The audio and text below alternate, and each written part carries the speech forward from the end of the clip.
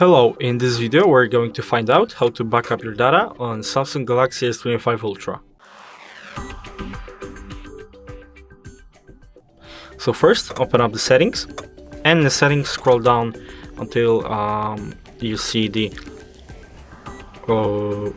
backups. It should be somewhere here. Oh, I'm blind. Okay. In here, press backup data and choose the apps that you wish to be backed up. For example, I want my settings preset to be backed up, and just press backup now. Now just wait a few seconds and press done. And as you can see, the data is in fact backed up. So if you enjoyed this video and consider it helpful, leave a like, subscribe, and thanks for watching.